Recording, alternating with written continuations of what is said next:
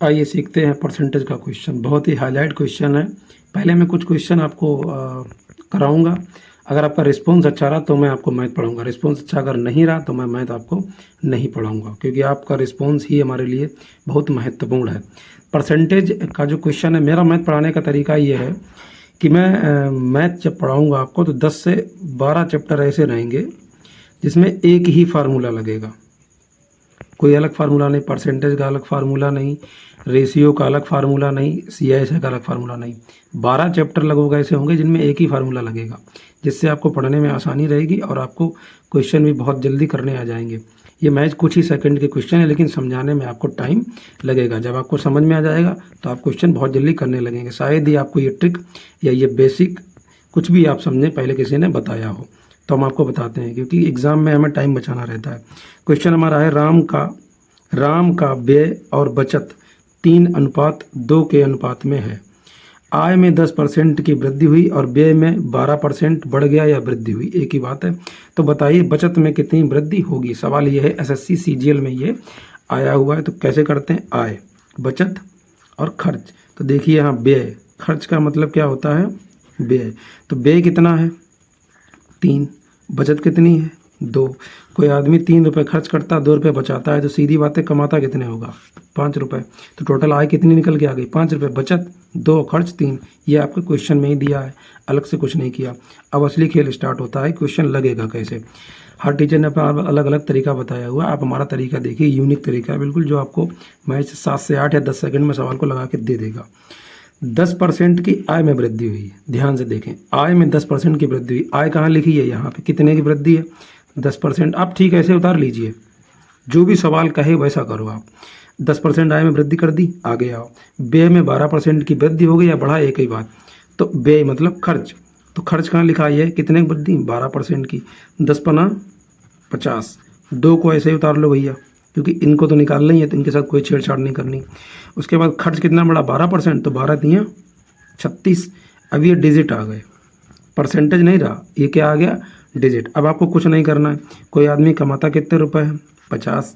खर्च कितने कर रहा है, 36 रुपये। 10 में से 6 गए, कितना बचा, 4 रुपये। 4 में से 3 गया, कितना बचा, 14। ये जो 14 वैल्यू आई है, ये असल में किनकी आई है, बचत की वैल्यू। लेकिन बचत 2 है, तो 1 बराबर कितना, 2 बराबर 14। तो 1 बराबर 14/2। तो उसकी आय में कितने की वृद्धि होगी, 7% की।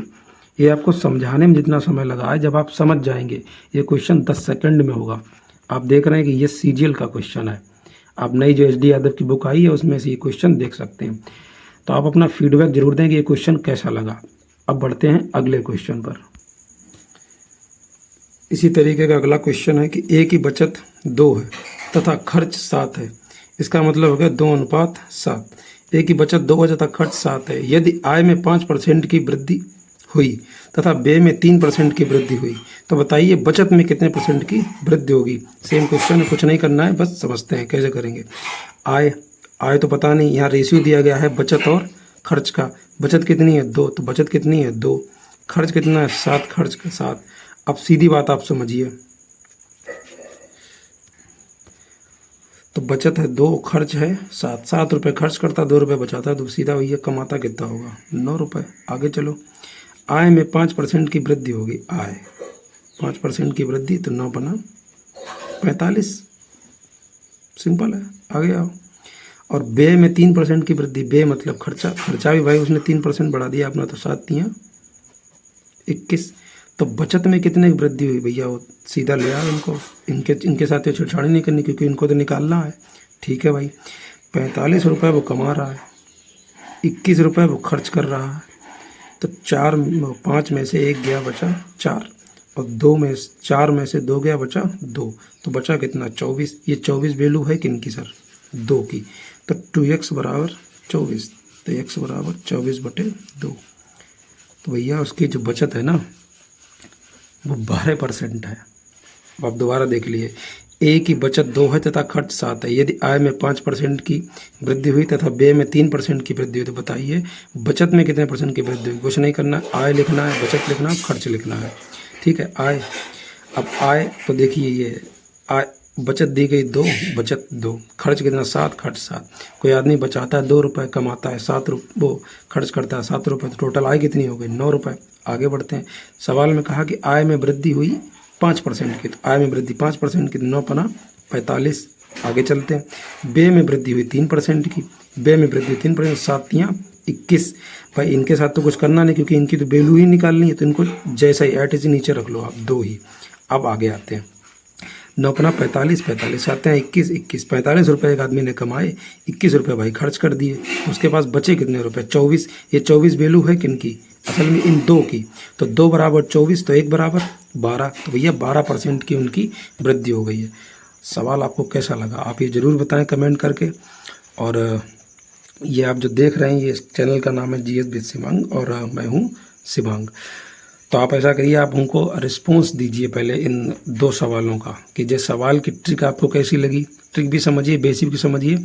ये आपको समय बचाने में बहुत हेल्प करेंगे। बाकी हर टीचर का पढ़ाने का अपना अलग अलग मेथड है। मैं तो कोई टीचर भी नहीं हूँ, मैं भी स्टूडेंट ही हूँ।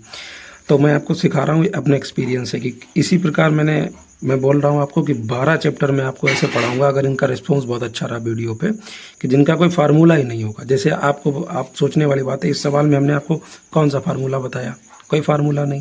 फार्मूला बता के बच्चों को सिर्फ डराओ और कि तुमसे नहीं होगा, मैथ बहुत कठिन है। मैथ कुछ नहीं कठिन है, बस आपको समझाने वाला अच्छा होना चाहिए।